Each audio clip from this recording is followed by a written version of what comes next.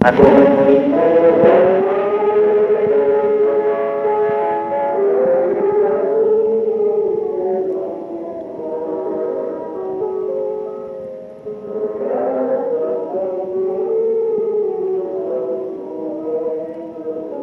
Magandang umaga po ating mga magulang at mga kapatid. Minsan pa po ang ating Panginoon Diyos.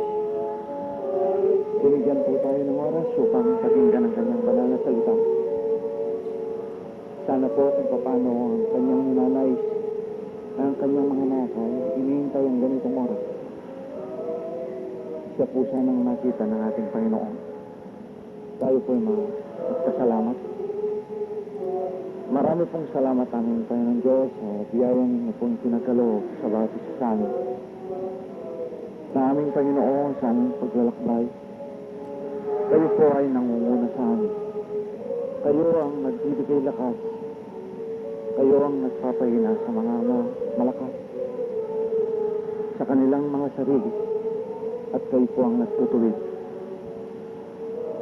Ama, sana po kung paano niyo ninais na makilala ka namin, maunawaan ang iyong salita. Yan yung sana makita mo sa aming mga gawa, sa aming mga buhay, ang iyong salita. Na tunay buhay ang salita sa amin. Ito po ang aming pasalamat sa pangalan ng aming Panginoong Kristo. Amen. Samantaling ko po ang oras sa mga nakita, napansin namin dito sa programa DCYA. Noong nakaraang pong linggo, kung hindi ako nagkakamali, o nung unang linggo po, ay meron po kaming napansin na meron palang nakikinig sa ating programang Bible Study on the Air, na kung sila po pala ay nakikinig at hindi maunawaan ang kanilang napapakinggan, sila po ay tumawag dito sa istasyon. Napakaganda pong pagkakataon ng ibinigay na kasiyahan ng taong yun na hindi namin alam, hindi namin kilala. Sila pala ay nakikinig. Alam po ninyo kapatid na nakikinig, hindi po namin kayo kilala, hindi importante yun. Ang mahalaga po ay tayong lahat ay makarinig ng katotohanan. Alam po ninyo mayroong binigyan ng karunungan ang Panginoon ng isang kapatid na kung paano po sa kanyang sarili ay hindi niya magawa ito. Sa tulong po ng Panginoon Diyos, sa karunungan ng Diyos ay binigyan siya ng makalikha ng isang aklat na dito po ay makikita natin kung paano po ang napakahirap na pag-unawa sa salita ay bibigyan niya ng napakadaling paliwanag. Kung interesado po kayong nakikinig na aming kasama sa Bible Study, ang aking po tinutukoy ay ang Christianity Yesterday and Today. Ito po ay nakita namin na walang salungatan ang salita ng Panginoon Diyos. At kung sila po ay bandang Maynila, lahat po ng bookstore dyan ay meron po niyan. Christianity Yesterday and Today. Isa pong napakalaking hindi maunawaan ng tao. Halimbawa po yung kasalanan ni Eva. Dito po ay makikita natin kung paano ipalilinaw ng salita mismo ng Diyos. At kung kayo naman po ay parang naghahanap pa ng yung mga nakaligtaan ninyong tema dito sa programa, dahil tinitape po namin ang programang ito, pwede po kayong tumawag sa o sumulat sa 417 Nepo Street sa isang kapatid na doon po ay makakahiram kayo ng tapes para yung hindi ninyo napakinggan na maganda ay pwede po ninyong pakinggan. Ang intention po namin ay mapakinggan ninyo ang programa, ang mensahe ng tunay na mensahe ng Diyos. Hindi po na kayo ay aming isama sa anumang bagay. Wala po kaming sekta o anumang bagay. Ang mapakinggan lang po ninyo ang katotohanan ay sapat na po sa amin ito. At ito po ay malaking kalakasan na ibinigay ninyo sa amin na mayroong palang nakikinig. Narito na po ang ating kapatid. Magandang umaga po mga kapatid at mga minamahal. Ngayon pong Nobyembre 19, Petsang 94, ito na ang ika-452 Sabado sa ating programang Bible Study on the Air. Ang mga tao po, ang ating pong paksa ngayon ay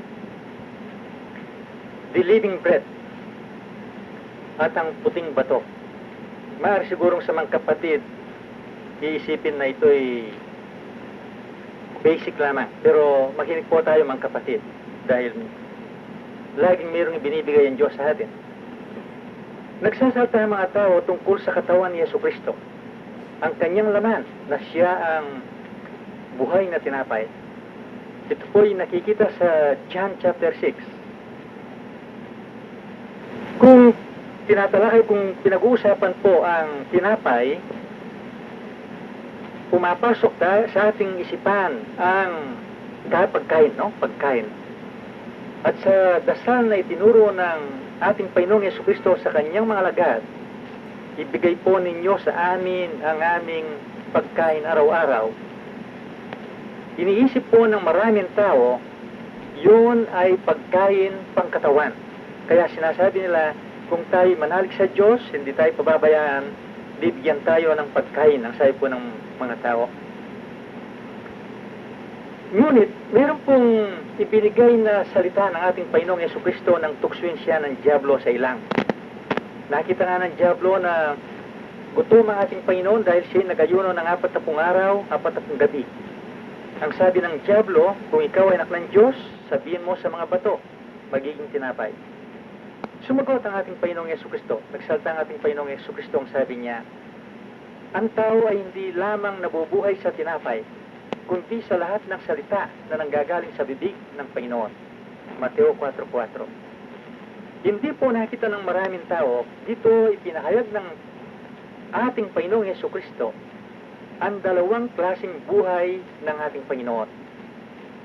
Ang ating Panginoong Jesucristo bilang isang tao, para maging modelo sa mga taong pinili, meron po siyang physical na buhay. Kaya meron siyang katawan, meron siyang kaisipan, meron siyang damdamin. Meron siyang katawan, at yun po ang mga sentido niya. Ang kaisipan at damdamin ng ating Panginoong Jesucristo, yun ang kanyang kaluluwa. Ngunit maliban doon, merong nandyan ang Espiritu ng Ama sa kanya. At sa pananahanan ng Espiritu ng Ama sa kanya, hindi po nawala ang kaisipan ni Jesucristo bilang isang tao, hindi nawala ang kanyang damdamin bilang isang tao. Yun po ang bumubuo sa espiritual na buhay ng ating Panginoong Jesucristo. Kaya huwag nating kalimutan ng ating Panginoon bilang isang modelo. Ipinakita po ang dalawang klaseng buhay sa Mateo 4:4. Pagkain ng physical na buhay, physical na tinapay, kanin, pork, fried chicken, steak, beef, etc. Yun po, no? Ngunit, ang sabi ng ating Panginoon, meron pang isang klaseng buhay. Yun ang spiritual na buhay na dapat kumain sa salita ng ating Panginoon. Ang mga tao po, mga taong natural. Noon pang lumang tipan, sinasabi ng Diyos na patay ang taong natural. Dito po sa Proverbs 21:16. Narito po ang Kawikaan 21:16. Ang tao na gumagala sa labas ng daan ng kaunawaan, magpapahinga sa kapisanan ng patay. Ang taong natural na buhay pisikal, ayon po sa Diyos, isa pala siyang patay. Spiritually, tugmang-tugma sa 1 Corinthians 2:14, ang taong natural na hindi nakakaunawa sa mga bagay na spiritual, isa siyang patay. Spiritually. Buhay ang kanyang katawan, patay sa espiritu. Ang ibig kong sabihin, wala siyang espiritual na buhay. Kahit na, ngayon po, sa bagong tipan, 1 Timothy 5:6, ang sabi ng Diyos sa pamamagitan ni Pablo, ang taong nabubuhay sa karangyaan, siya'y patay, gayman siya'y nabubuhay. Patay, wala ang espiritual na buhay. Mayroon siyang physical na buhay. Yun po ang nabubuhay na, yun po ang buhay na nakikita ng tao. Kaya ang taong natural, is exposed to the world and his religiosity, no? Yung po kanyang pagka-religyoso. Akala ng taong natural yon ay maka-Diyos na. Nakita ng ating Panginoong Jesucristo yan sa mga eskribas at pariseos. Sa tingin ng ating Panginoon, sila'y mga patay. Nagiging katulad po natin ang ating Panginoong Jesucristo. Sa sandaling ibinaba natin ang ating sarili, tanggapin ang kanyang salita. Doon mananahanan ang Diyos sa atin, walang iba kundi ang banal na Espiritu. Walang iba kundi ang ating Panginoong Jesucristo na hindi nakikita. At doon mabubuo ang ating espiritual na buhay. Kung paano po nanahanan ang Espiritu ng Ama sa ating Panginoon sa kanyang katawan tao. Ganyan mananahanan sa atin ang banal na Espiritu na siya pala mismo ang ating Panginoong Jesucristo. Siya pala ang Ama. At hindi po inaalis ng Diyos ang ating kaisipan at ang damdamin. Yun ang bumubuo sa ating espiritual na buhay. Yun ang kakain, no? Sa salita ng Diyos. Yung physical natin buhay, yun po ay kakain sa kanin, sa tinapay, sa pork, fried chicken, vegetables, etc. Kaya dalawa pong klase, no? Sana nakita natin ang dalawang klaseng buhay ng isang tunay na Kristiyano. Dahil yun ay patterned after the model, our Lord Jesus Christ. Ang taong natural, ito po ang unang error, no? Ito ang unang kamalian ng taong natural. Pagkakita sa John chapter 6, na sinasabi doon ng ating Panginoong Jesucristo tungkol sa kanyang sarili. Basahin natin, brother, ang John 6:51. Narito po ang John 6:51. Ako ang tinapay na buhay na bumaba galing sa langit. Kung ang sino man ay kumain ng tinapay na ito, siya ay mabubuhay magpakailanman. Oo, at ang tinapay na aking ibibigay ay ang aking laman sa ikabubuhay ng sanglibutan. Ito po binabasa ng mga sekta ito. Nakita, sinasabi ng ating Panginoon, ang aking laman, siya ang tinapay ng buhay. Kaya, meron pong mga sekta na dahil hindi nakikitang literally, physically ang laman at katawan ni Jesucristo, sa pamamagitan po ng isang doktrina na tinatawag na transubstantiation, sa pamamagitan ng kapangyarihan daw na ibinigay ng Diyos sa kanilang mga leaders, no? Pare, papa, cardinal, bishop, sa pamamagitan ng kapangyarihan daw na ibinigay ng Diyos sa kanila, pwedeng gawing katawan ni Kristo yung tinapay, yung pungostya. Kaya yun ang tinatawag na katawan ni Kristo, yun ang buhay na tinapay. Tingnan po natin kung tama yun, no? Sa pamamagitan ng salita ng Diyos, ang lahat ng katuruan na hindi ayon sa salita ng Diyos, yun po ay galing lamang sa tao. Ang mga sektang nakadiin sa salita ng Diyos, nakikita na mali yun, no? Maraming pong sektang nakakita na mali yun na ginagawa ng pinakamatandang sekta at malaking sekta. Binasa ang John chapter 6. Sinasabi ngayon ng mga sekta, mali yung sektang yan.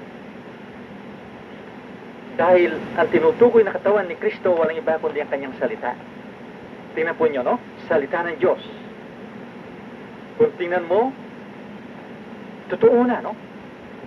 Ngunit, tingnan po natin. Ang mga sektang nagsasabing ang salita ng Diyos, yun ang tinapay na buhay, at katawan ni Kristo, kung bakit hindi nagkakasundo, hindi nagkakaisa sa pagkaunawa sa salita ng Diyos, na pare-parehong sinasabi, yun ang tinapay na buhay. Bakit? Dito po malalantad, no? Malalantad ang lahat ng katuroang mali. Dahil pala ang pagtanggap, pagkakain sa salita ng Diyos ay nanggagaling lamang sa katuruan ng tao, pagkaunawa ng tao, pagpapaliwanag ng tao. Wala sino man taong dapat magpaliwanag, kundi ang Diyos lamang. Nakita po ng mga sekta iyon, no? Sa Jeremiah 15:16, na ang sabi doon, ang inyong salita, O Panginoon, ay aking nasumpungan at aking kinain, ang sabi ni Jeremias. At ganyan din si Juan sa Revelation 10:10, ito po sinasabi. Narito po ang Apocalypse 10:10. At kinuha ko ang maliit na aklat sa kamay ng anghel at aking kinain, at sa aking bibig ay matamis na gaya ng pulot, at ng aking makain ay pumait ang aking tiyan. Dito po nakita ng mga sekta na tinatawag na evangelical churches, no? Ang traditional Christianity. Nakita na mali ang doktrina ng malaking sekta. Ang sabi nila, ito ang salita ng Diyos, ang tinapay na buhay, the living bread, no? Ang salita ng Diyos, yun ang katawan ni Kristo. Ang sabi po nila, no? Yun. Batay po sa salita ng Diyos yan. Kaya, pakinggan natin kung paano naglilinlang ang Diablo, no? Tama-tama po na ang salita ng Diyos, yun ang katawan ni Kristo, yun ang tinapay na buhay, no? Kaya, ito pong mga sekta ngayon na sinasabing ang katawan ni Kristo, ang buhay na tinapay ay ang salita ng Diyos, meron po sila ngayong mga tinatawag na pastor, tagapagturo, na makikita nga sa Biblia. Tingnan po nyo, lahat nakikita sa Biblia. Ang mga pastor ngayon ang nangangaral, mga apostol ni Kristo ang nangangaral, at sinasabing pinapakain ng salita ng Diyos sa mga tao, sa mga miyembro. At tinutukoy ko pong evangelical churches na binubuo ng traditional Christianity. Siguro po babangkit tayo ng mga sekta dahil kailangan na kailangan, no? Ito po mga Pentecostal, Charismatic, Born Again, Baptist, Methodist, Lutheran, Wesleyan. Yon ang sinasabi, no? Kasama po marami, Seventh-day Adventist, Jehovah's Witness. Lahat po yan sinasabi, ang pagkain na spiritual, yon ang salita ng Diyos. Ang tanong po ay, isa ang kanilang sinasabi, ang salita ng Diyos, ang tinapay, ang buhay na tinapay. Bakit hindi nagkakaisa? Bakit hindi nagkakatugma? Ang kanilang sinasabing pagkain sa salita ng Diyos. Bakit ano po? Nakita po natin ang classification ng traditional Christianity. Yung isa, no? First classification, ang pinakamatanda at pinakamalaking sekta sa buong mundo na kilalang-kilala sa physical idolatrous practices. Kilalang-kilala. At ang ikalawa, yung pong tinatawag na evangelical churches, professing to feed the word of God to the flock as the living bread. But they cannot agree. They cannot agree on the word of God. Bakit po? Dahil pumapasok ang filosofya, pumapasok ang kaisipan ng tao, pumapasok ang pagmamatuwid ng tao sa salita ng Diyos. Kaya nga po, marinig natin, dinidepensa ang filosofya. Dinidepensa itong mga likha ng tao sa katuruan tungkol sa salita ng Diyos na tinatawag na theology, hermeneutics, exegesis. Yun po ay adulteration sa salita ng Diyos na nanggagaling sa kaisipan ng tao. Kaya, mapaglinlang ang Diablo nga, no? Tinatanggap na ang salita ng Diyos, yun ang pagkain. Ngunit sa hindi nalalaman ng tao na nalalagyan ng lebadurang nanggagaling sa kaisipan ng tao, yun nga po sinabi nating theology, philosophy, hermeneutics, exegesis. At bawat isang sekta, meron silang kani-kanilang Bible schools and seminaries na iyon ang tinuturo sa kanilang tinatawag na pastor, apostol ni Kristo, evangelista. At maliban doon, ang emotionalism, no?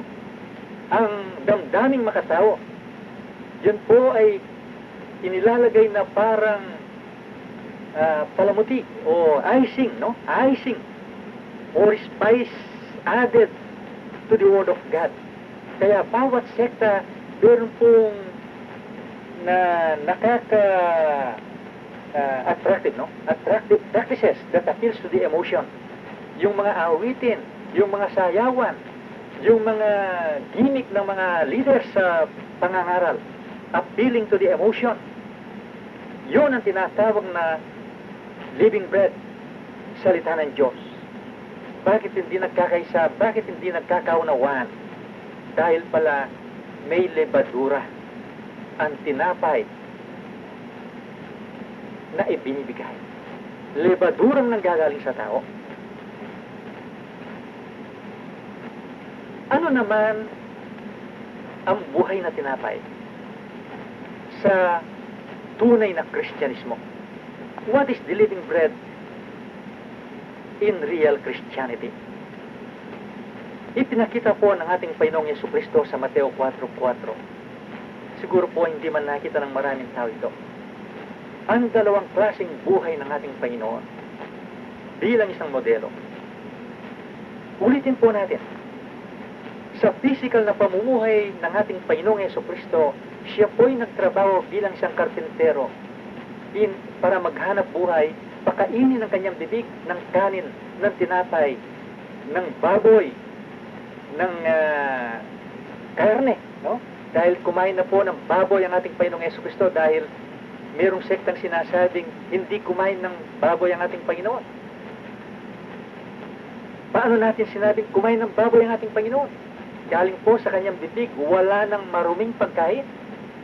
Dahil yung pagkain pala tinutukoy noong lumang tipan, spiritual na mensahe. Huwag po natin tatalakayin yun, no? Sapat na sinabi ng ating Panginoon na hindi lamang nabubuhay ang tao sa tinapay, kundi sa lahat ng salita ng Diyos nang gagaling sa bibig ng Diyos. Kaya, yung pong ipinakita ng ating Panginoong Jesucristo, sinunod yon ng kanyang mga lagad. Itong si Pablo, pinakain ni Pablo ang kanyang katawan. Ang kanyang physical na buhay ni Pedro, ni Pablo, pinakain sa pamamagitan ng kanyang kamay. Pagtatrabaho sa kanyang kamay. Acts 20:34. Ang sabi niya, "These hands have ministered unto my necessities." Yun po ang idinidin ni Pablo. Dahil yun ang nakita sa ating Panginoong Jesucristo. Nagsalita si Pablo sa 2 Thessalonians 3:10 sa mga tao, sa mga Kristiyano sa Thessalonica. "We commanded you that if any would not work, neither should he eat." Ang hindi nagtatrabaho, ang sabi ni Pablo, huwag pakainin. At kahit na noong lumang tipan, idinidiin na po ng Diyos ang physical na katawan ng tao, physical na buhay ng tao, sa Proverbs 6:6. Narito po ang kawikaan, says, "Pumarong ka sa langgam, ikaw na tamad. Masdan mo ang kanyang mga lakad at magpakapantas ka." Tingnan po ninyo yun, no? Yun ay mensahe pa para sa physical na buhay ng isang Kristiyano. Gayon man, wag po nating should not dig, no? Meron ding spiritual na mensahe. Pero hindi po maalis ang physical na mensahe sa physical na buhay ng isang tunay na Kristiyano. Kaya nabigyan po ng kaisipan ng tao, lakas ng katawan, higit sa mga ibon, higit sa mga hayop, para gamitin ng tao yan sa kanyang physical na pamumuhay. At gagamitin ng tao ang kanyang kaisipan. Siya'y hihinto sa pagtatrabaho kung siya'y may sakit, kung siya'y matanda na, kung hindi kaya ang trabaho. Ngunit ang Diyos nakakaalam kung nagtatamad lamang ang tao, ang anak ng Diyos. Kaya sa mga tunay na Kristiyano, the dividing line between physical life and spiritual life is very clear. This divine revelation from God permits them to see the great spiritual and physical message in the Word of God. Kaya nga po, ang mga tunay na Kristiyano, sila po ay mga uliran, no, sa kanilang pamumuhay dito sa mundo.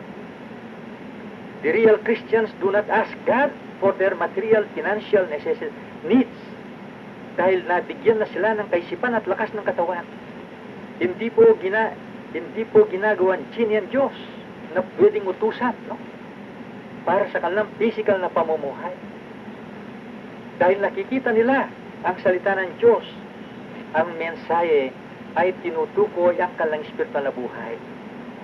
Ngunit umaasa ang mga tunay na Kristiyano sa Diyos, ang tunay na sirkumstansya sa kanilang physical na pamumuhay. Mga kapatid, huwag natin kalimutan yan. We also expect God and hope, no, for that circumstances coming from God relating to our physical life. Kaya, ang mga tunay na Kristiyano, yun po ang kanilang physical na buhay. Na kung susundin lamang, kung masusunod lamang, isa po silang uliran, no? Isa silang liwanag, isa silang asin dito sa mundo. At ang ikalawang buhay na ipinakita ng ating Panginoong Jesucristo, sumasa kanila, sumasa mga tunay na Kristiyano. Kaya nga sa 1 Corinthians 2:16, ang sabi ni Pablo doon, sumasa mga tunay na Kristiyano ang kaisipan ni Kristo. Dahil ang paliwanag ng ating Panginoon sa salita niya, naunawahan ng mga tunay na nananampalataya.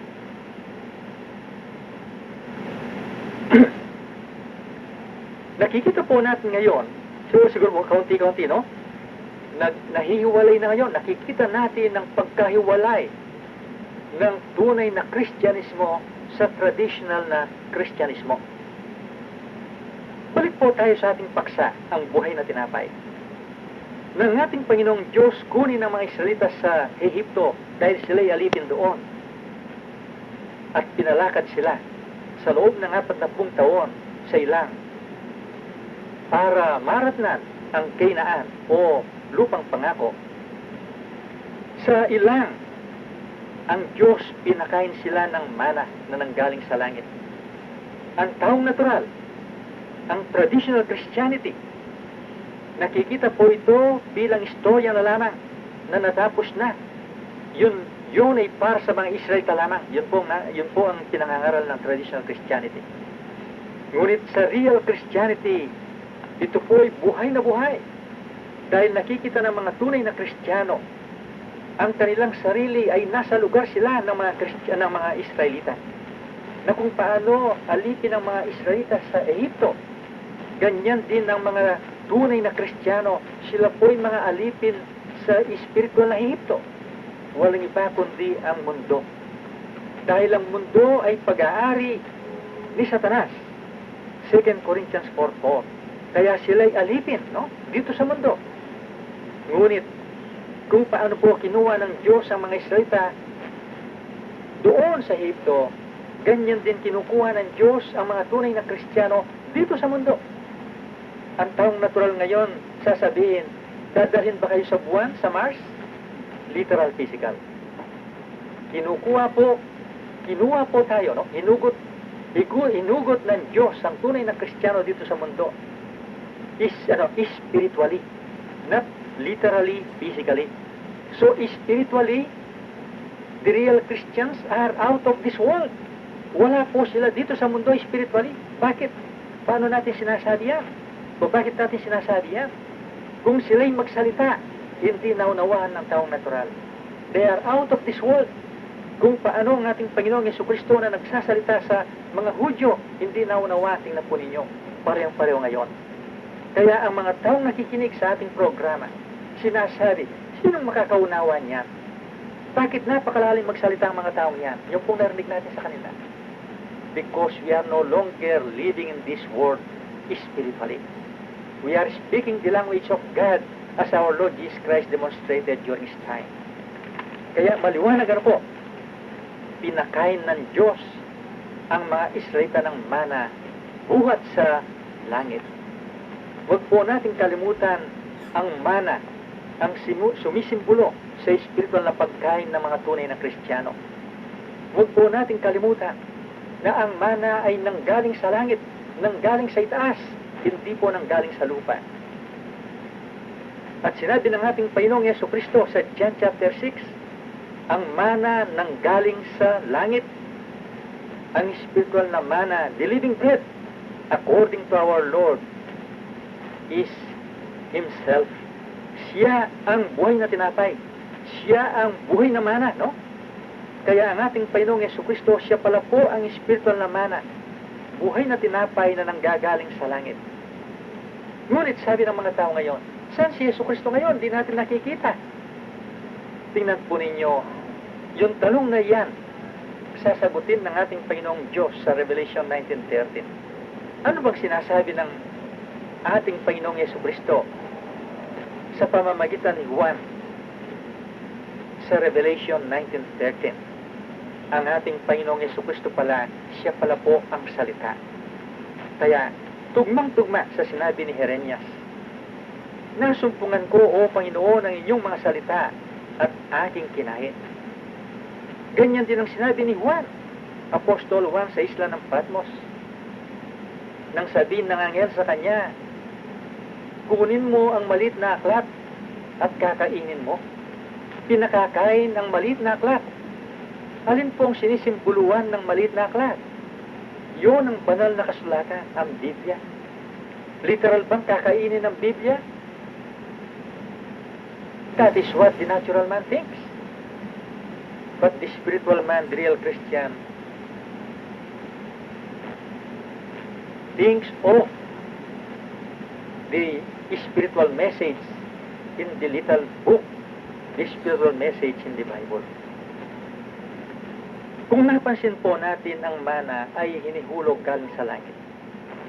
Hindi po galing sa lupa ang mana. Kung paano ang ating Panginoong Yesukristo na siya palang salita ay nanggaling sa langit. Bakit hindi nanggaling sa lupa ang mana? Ayon po sa ating Panginoong Yesukristo sa Mateo 13, 18 hanggang 23. Huwag na po natin basahin dahil wala tayong oras, no? Ang lupa pala ay sinisimbuluhan ng tao. Sa makatuwid, ipinakita po ng Diyos na ang pagkain ng mga Israelita ay hindi nanggaling sa lupa, hindi nanggaling sa tao, kundi nanggaling sa itaas, nanggaling sa Diyos. Kung ang spiritual naman, kung ang mana ay ang spiritual na salita ng Diyos, ang spiritual na salita ng Diyos, ang tunay na pagkain, kailangan ay manggaling din sa itaas. Kailangan ay manggaling sa langit. Hindi pwedeng manggaling sa lupa. Anong nakita natin sa traditional Christianity? Sinasabing ang buhay na tinapay ang salita ng Diyos. Ang tanong ay, ang salita ba ng Diyos ay nanggaling sa itaas o sa lupa? Yun nga pong sinabi natin. Ang filosofya ng mga mangaral nila, ang filosofya nila, ang kanilang theology, ang kanilang exegesis, hermeneutics na nanggagaling sa tao, nanggagaling sa lupa, yun ang ipinapakain sa mga tao, kaya hindi sila nagkakaunawahan. Nagkabangga-banggahan ng mga sekta. Hindi sila nagkakaisa. Bawat isa sa kanila inaangkin ng katotohanan. Alin ang katotohanan? Ang katotohanan, yung hindi sumasalungat sa salita ng Diyos. Mga kapatid, buksan po ninyo ang inyong radyo.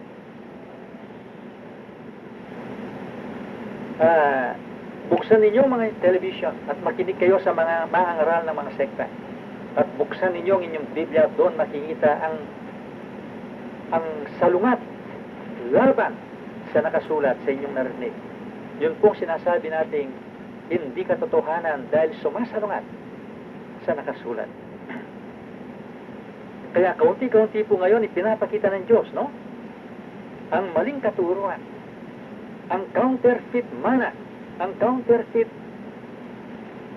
bread of life, ang counterfeit truth, which is also sa katotohanan.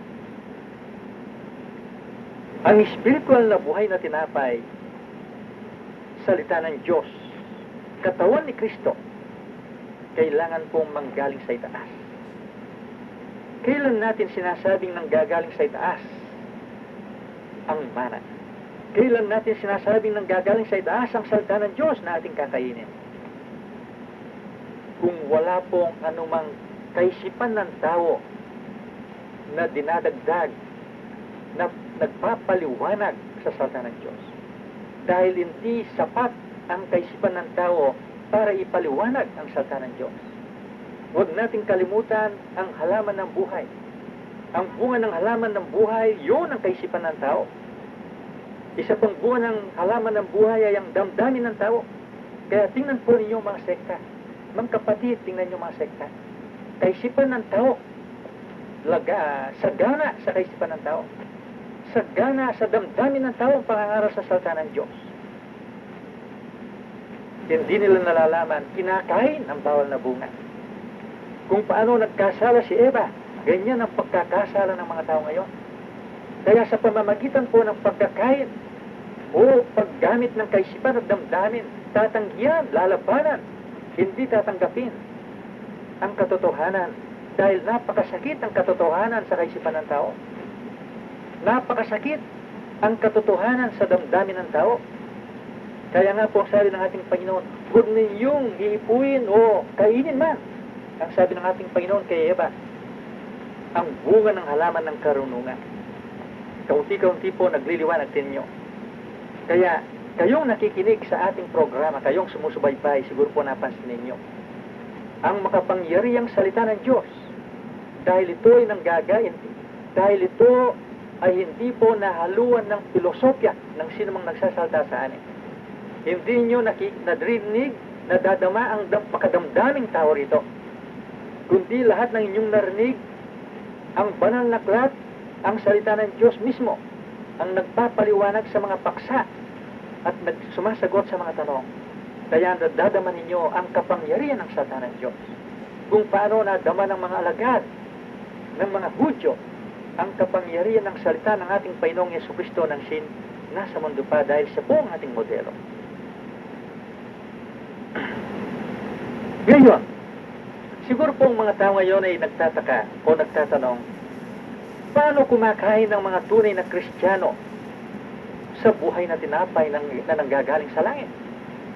Dahil ang tinalakay po natin ay ang mga maling paniniwala at katuruan ng tao. Punta na po tayo ngayon sa katotohanan. Paano kumakain ng mga tunay na Kristiyano sa buhay na tinapay? Siguro po narinig ninyong lagi. Sinasabi namin dito, ang mga tunay na Kristiyano wala silang kinikilalang isang tao na tinatawag na pastor o tagapagturo. Ngunit, ang kinikilala namin at tinitingnan namin isa lamang. Yun, ang salita ng Diyos. Dahil ang salita ng Diyos, yun pala ang ating Panginoong Yesukristo at siya lamang ang pastor. Magtatanong ang mga tao, hindi ba kayo naniniwala sa Ephesians 4:11 na kung saan ang ating Panginoong Yesukristo inihahalalang apostol, evangelista, propeta, pastor at tagapagturo? Sinasabi po natin dito, ang lahat ng nakasulat ay katotohanan. Sa makatuwid, kami po'y naniniwala at tinatanggap na ang ating Panginoong Yesukristo ay naghahalal ng apostol, evangelista, propeta, pastor at tagapagturo. Hindi na po naunawaan ng taong natural ngayon sinasabi natin. Meron ba kaming pastor? Meron po kaming pastor, meron kaming apostol, meron kaming propeta, meron kaming tagapagturo, ngunit wala kaming tinatawag na ganyan.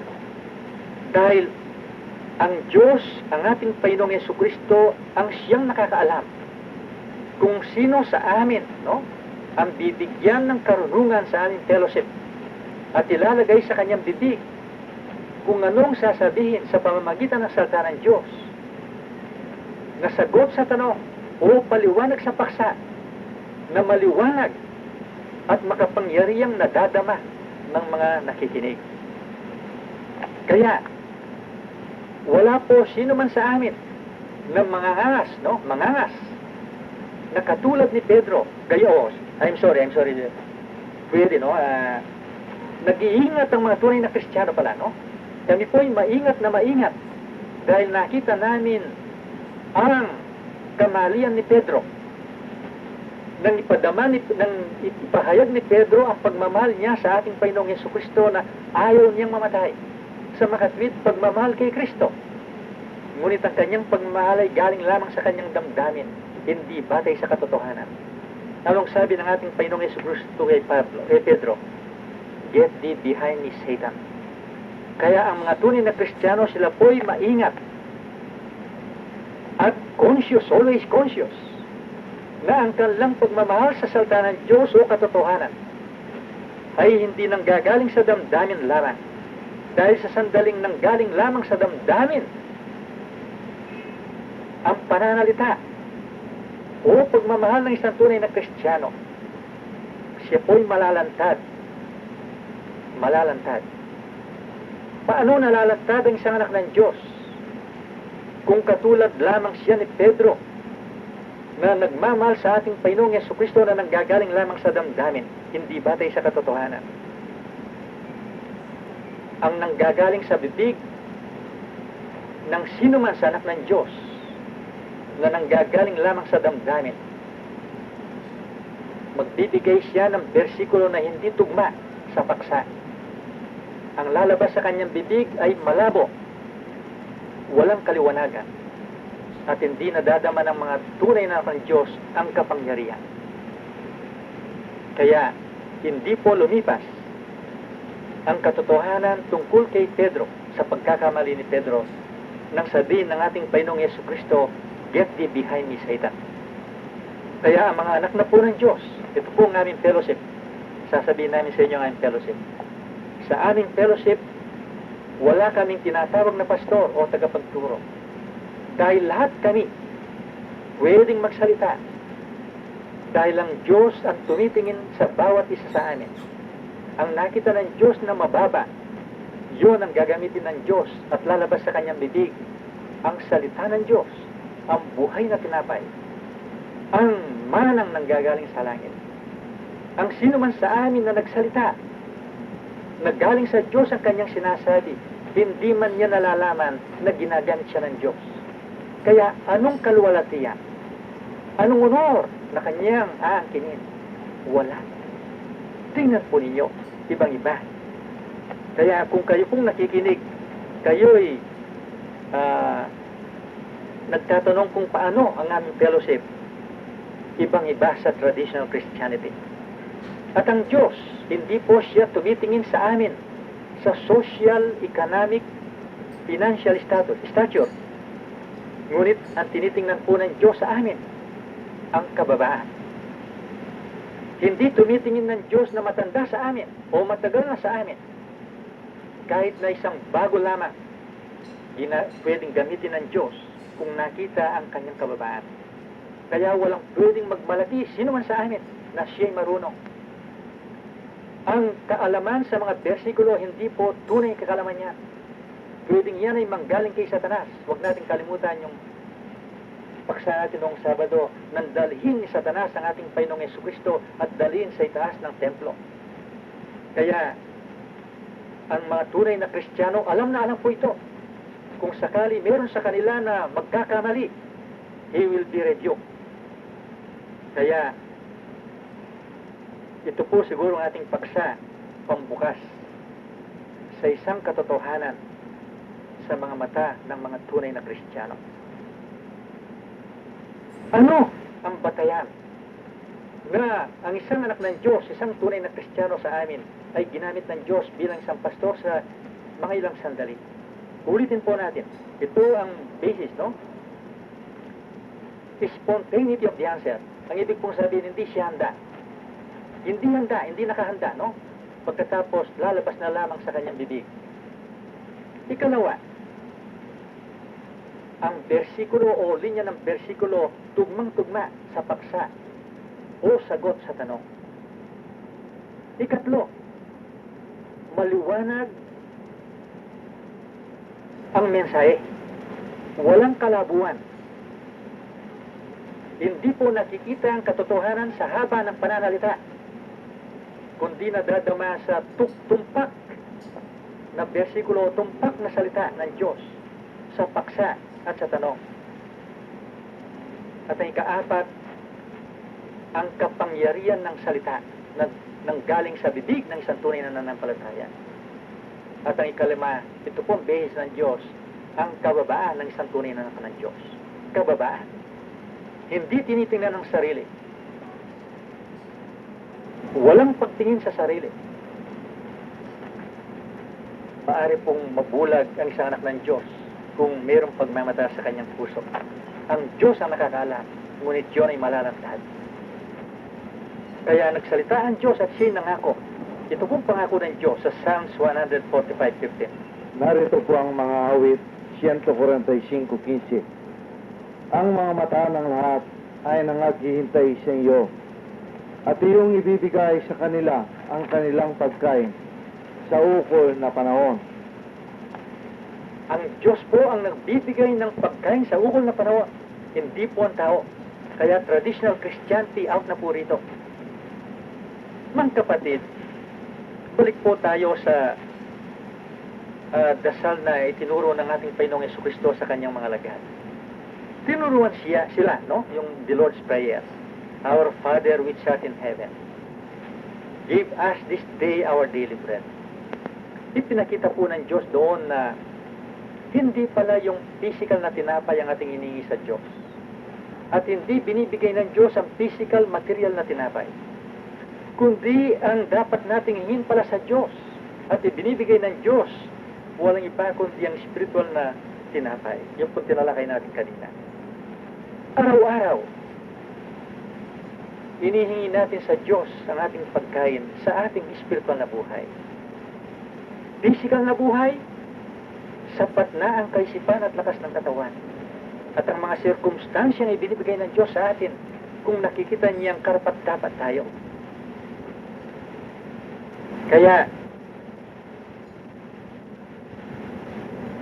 walang-wala ang traditional Christianity. Siguro po, kaunti-kaunti nagliliwanag ngayon ang real Christianity dahil nagtatanong kung Yesu Cristo ay pinakita po ito, no? Nang siya po'y kasama ang kanyang mga alagad, dahil hindi pa nabuksan ang mata ng mga alagad, nakita hindi kumakain ang ating Panginoong Yesu Cristo. Ang sabi nila, Panginoon, kumain po kayo. Makikita po ito sa John 4:31-32. Nagsalita ang ating Panginoong Yesu Cristo, ang sabi niya, mayroon akong pagkain na hindi nyo nalalaman. Ano pong sinabi ng ating Panginoong Yesu Cristo na pagkain hindi nalalaman ng kanyang mga disipulo? Ang sabi po niya, ang ating pagkain ay gawin ang kalooban ng ating Ama. Yun pala ang tunay na pagkain. Ang gawin ang kalooban ng Ama. Kaya mga kapatid, sapat na ba ang ating pagkaunawa sa pagkain ng Diyos? Sapat na ba ang ating kaalaman sa malalim na mensahe ng Diyos? Ayon sa ating Panginoong Yesu Cristo, hindi po yun ang sinabi niyang pagkain. Ang kanyang pagkain na hindi nalalaman ng mga alagad ay ang gawin ang kalooban sa makatuwid. Kung ang kaalaman, yun ang patayan ng pundasyon ng pananampalataya. Kailangan pala yung pananampalataya na bagay sa kaalaman ay itutuloy sa karunungan. Walang iba kundi ang gawa o patutuo sa pananampalataya. Kaya, mga kapatid, kung inaansin po natin na tayo'y marunong sa salita ng Diyos, meron tayong kaalaman sa salita ng Diyos, at hindi naman nakikita sa gawa, ano tayo? We are hypocrites. Kaya ang sabi ng ating Panginoon, secret food, hidden food, no? Hidden food. Ang mga tao, at baka akala ng mga tao, ang hidden food, ang paggawa, no? Ang paggawa, yung literal na, hindi pangalo niya, pagpatay, pagsisimali, huwag po natin kalimutan ang physical na buhay. Yun ay pang physical na buhay lamang. Dahil ang sabi ng ating Panginoon sa mayamang binata, sa Lucas 18:24, hindi sapat yun. Hindi sapat na ang tao, hindi magnakaw, hindi mangalunya, hindi magsinungaling para sa physical na buhay lamang yan. Huwag natin kalimutan ang spiritual na buhay na binigay ng Diyos sa atin. Kailangan ipagbilis ang ating nariyaria. O sayang po lang oras, brother. Iipon na lang po na summarize na lang natin. Maliban pala sa pagsunod sa literal physical na hindi pangangalunya, pagpatay ng tao, pagnanakaw, pagsinungaling, no? Kailangan pagbilin natin ang ating lupa. Ang ating lupa na tinutukoy dito ayon sa Diyos. Sa Old Testament, yun po ang lupa ng kadiliman. Kailangan maalis sa atin, ipagbilin natin, mawala sa atin ang lupa ng kadiliman. Kailangan mawala sa atin ang bahay ng pagkaalitin. Makikita yun sa Exodus 20, versikulo 2. Kailangan mawala sa atin, ipagbilin natin ang ating bahay ng pagkaalitin.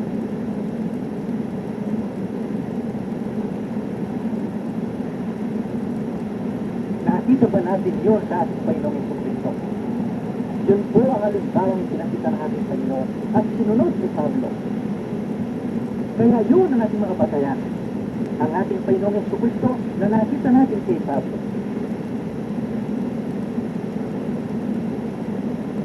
Meron pong sinasabi dito sa aklat ng Apokalipsis at napakaganda. Ipinangako po ng Diyos na bibigyan tayo ng nakatagong manas. Brother, wala tayong oras. Basahin mong Revelation 2:17. Narito po ang Apokalipsis 2:17. Ang may pakinig ay makinig sa sinasabi sa Espiritu sa mga iglesia. Ang magtagumpay ay bibigyan ko ng manang natatago. At siya ay bibigyan ko ng isang batong puti. At sa bato ay may nakasulat na isang bagong pangalan na walang nakakaalam kundi yung tumatanggap. Napakahirap yata ito na po. Ito po mga tanong. Ano ba yung manang nakatago? Ano ba yung puting bato? Ano ba yung bagong pangalan na ang may pangalan lamang ang nakakaalam? Sino makapagpapaliwanag niyan? Ito po ang text, no? Sa salita ng Diyos na nagpapaliwanag mismo sa salita ng Diyos. Hindi po karunungan ng tao. Ang Diyos ngayon ang magpapaliwanag. Bibigyan po tayo ng batayan ng Diyos tungkol sa mga tanong na tatlo yan, no? Ano ba ang manang nakatago? Ano yung puting bato? Ano yung pangalan? May bibigay ng Diyos na ang nakakaalam lamang ay ang mayari niya. Ito po ang ating modelo. Ang ating Panginoong Jesucristo, Revelation 19:12. Narito po ang Apokalipsis 19:12. At ang kanyang mga mata ay ningas ng apoy, at sa kanyang ulo ay maraming diamante, at siya ay may isang pangalang nakasulat na sino man ay hindi nakakaalam kundi siya rin. Tugma, ano po? Tugma. Nabigyan ng pangalan ang ating Panginoong Jesucristo na walang nakakaalam walang sino mang taong nakakaalam kundi lamang siya. Brother, hindi ba mahirap ito? Oh, napakahirap ito. Isang anak ng Diyos ang ginalabas sa bahay na galing pa sa Olongapo City para ito pala isang kaparaan ng Diyos para makita natin. We are no longer talking of the literal physical name of God. For all we know that the name of God is Jesus Christ. Alam na po natin lahat ang pangalan ng Diyos ay Yesu Cristo. Ano itong pangalan na tinutukoy ng Diyos dito? Meron daw pangalan ng ating Panginoong Yesu Cristo na walang nakakaalam sa sinumang tao. Siya lamang nakakaalam. Ano yun? Sino magpapaliwanag niya? Ang ating Panginoong Yesu Cristo na naman sa Revelation 19:13. Ano pong sabi ng ating Panginoong Yesu Cristo dito? Anong sinulat ni Juan dito? And I saw him in a vesture dipped in blood, and his name is called the Word of God.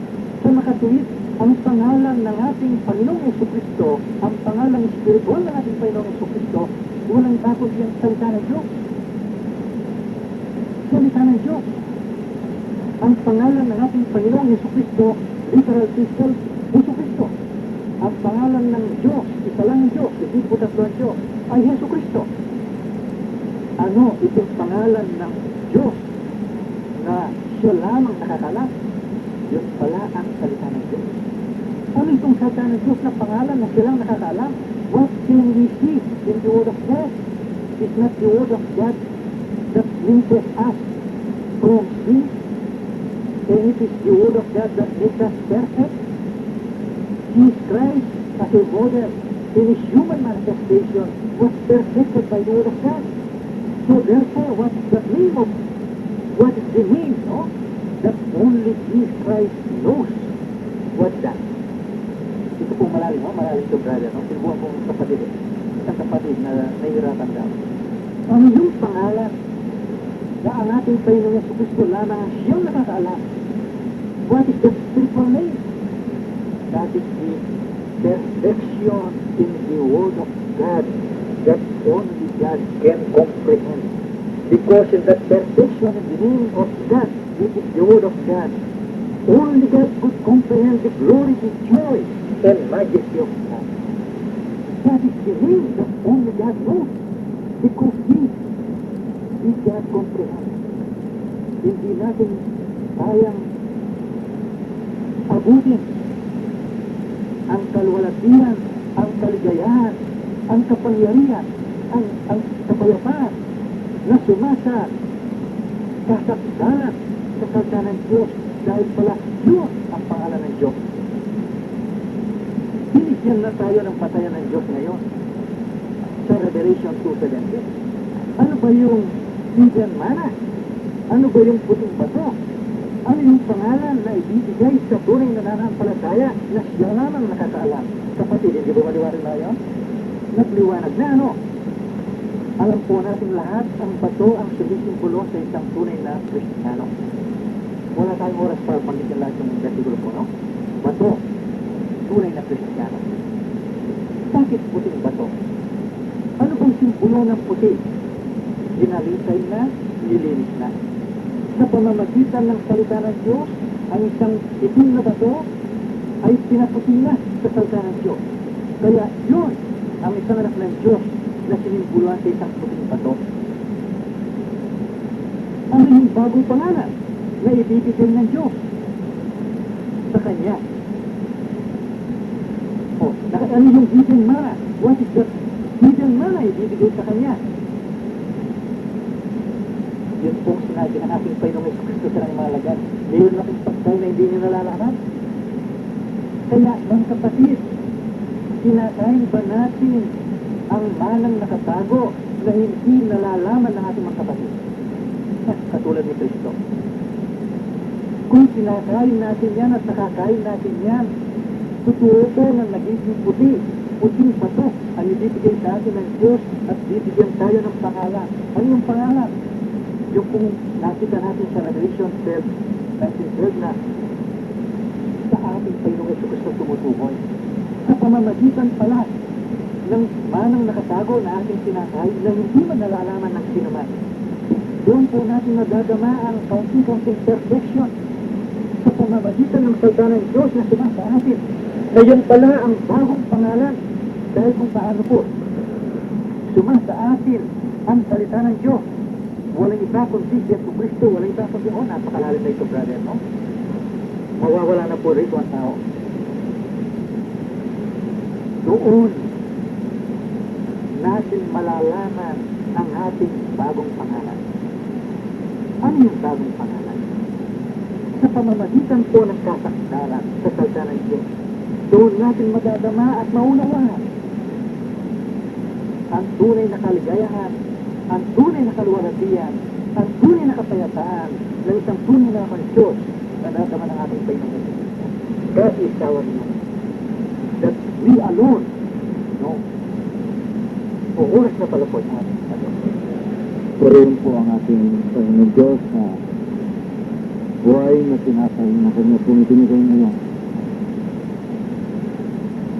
Pansinin po natin na mga pinag-aralan ngayon. Ano po ba ang talagang niningiti o pwedeng hiningin ng anak ng Diyos sa Diyos? Hindi pala sapat ang karunungan ng pagkaunawa. Ang tunay palang na yung ibinigay ng Diyos ay ibigay ang spiritual na pagkain na sa araw-araw. Na dito po ay kung ano ang ating narinig na ibibigay na nakatago na mana at ang bagong pangalan. Ang Diyos po at ang anak ng Diyos ang siya lamang ang nakakaya. Sana po nagbigay ng palaisipan ang ating pinag-aralan ngayon at tingin natin sa Diyos na dagdagan niya ang ganitong pagkain para makita natin ang ating mga kainan. Ay ito'y magpasalamat. Marami pong salamatan ng Panginoon Diyos na ibinigay ninyo ang kataruan ninyo na amahin dito sapat na narinig namin ito. Sana makita namin ang mga kainan namin. Ang dapat namin makita. Ama, tulungan mo po kami sa aming mga spiritual na dasal na sana gaano mang kaliit ang aming nalalaman tungkol sa iyo ay nakikita naman sa aming mga buhay. Ama, tulungan mo sa bawat isa, manguna ka sa aming mga buhay. Ito po ang aming pagsalang sa pangalan ng aming Panginoong Kristo. Amen. Hanggang sa susunod po. Sal,